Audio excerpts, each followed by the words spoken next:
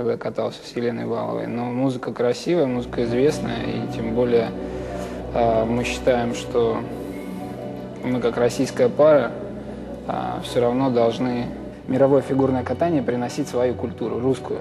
И, в общем, эта тема, она как бы является такой классической, ну, скажем так.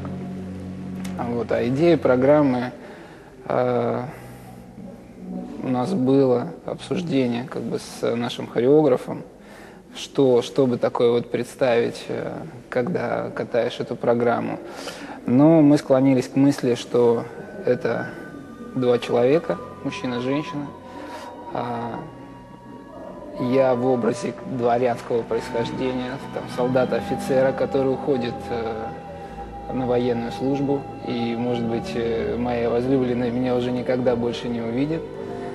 И поскольку эта программа называется «Метель», то первый элемент «Одос» своего рода образ, когда вот метель вот нас двоих, так сказать, закружила, завертела.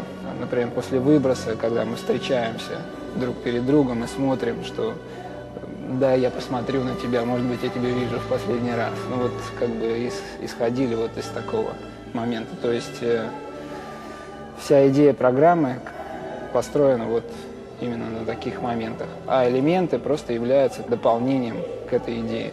Я просто по себе могу сказать, что чаще всего это как бы это моя вина. То есть я срывал там прыжок, ну так, достаточно часто. Тулуп — это мой любимый вообще прыжок. В кавычках. Тренер постоянно мне указывает, ну, по крайней мере, когда начинался сезон, что здесь ты не докрутил, здесь минус уровень, здесь, значит, нам сняли, ты остался там, грубо говоря, там без вращения. Поэтому просто больше внимания уделяется качеству и тем требованиям, которые должны быть выполнены в процессе исполнения.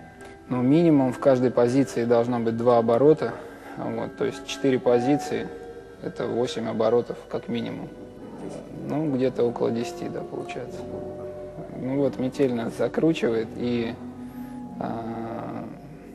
Таня встает в такую позу, и она закрывает меня руками, как бы вот я говоря тем самым, что я тебя никому не отдам.